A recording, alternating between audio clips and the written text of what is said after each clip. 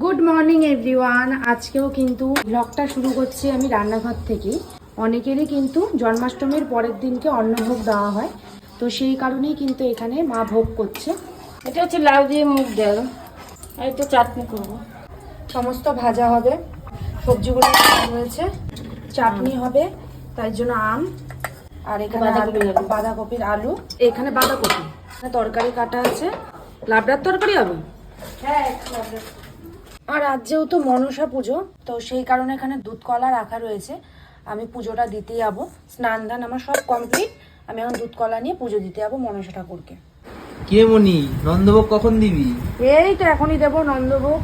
আজকে গোপালকে সাজিয়েছি, দেখো এই দেখো। আজকে গোপাল কিন্তু পুরো হোয়াইট পড়েছে সব। আর এই যে গোপুসোনা, এখন কিন্তু দেব গোপুকে নন্দভোগ। তাই এখানে ভোগ সাজাচ্ছি, আর এখানে সমস্ত ভোগ করে রাখা আছে। মা সমস্ত ভোগ করেছে নিজে একা হাতে।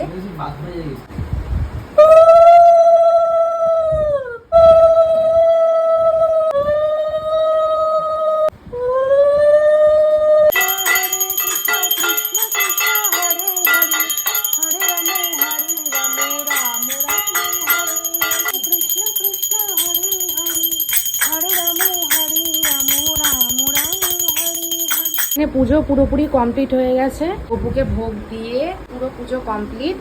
প্রসাদটাকে তুলবো। গপুকে ভোগ দিয়ে অনেকক্ষণ আমরা বাইরেও ছিলাম, হয়ে গেছে। এখন প্রসাদটাকে তুলে এই প্রসাদটাই কিন্তু আজকে দুপুরে খাবো। আর এই যে চলে এসছে অনেকক্ষণ ধরে, অনেকক্ষণ আগেও চলে এসছে। এই এখন আমাদের পুজো হলো, তারপর আমরা প্রসাদ খাবো। এখন মাখা প্রসাদ হচ্ছে। হ্যাঁ, কি দিয়ে মাখছো? সবই দেবা? সব রেখে দিলা? বাঁধাকপি? হ্যাঁ, এই মাখা প্রসাদ কিন্তু অমৃত। হ্যাঁ, একদম ভীষণ ভালো লাগে মাখা প্রসাদ। এবার যাচ্ছে চাটনি। এই প্রসাদটাই আমি এখন খাবো পেট ভরে। এবার সব ভাজা দেওয়া হচ্ছে।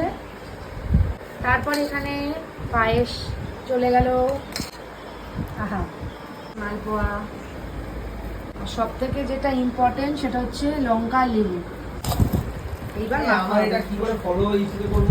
বলো এখন এগুলো মাখা প্রসাদ। ওই দেখো আরো খাচ্ছে, মাকে বলবো এই যে খেলাম অমৃত, অসাধারণ। এত সুন্দর হয়েছে অমৃত। এ খেয়েছি, আবার নিয়ে যাচ্ছে এখন। এবার খেলো, আবার পার্সেল নিয়ে যাচ্ছে।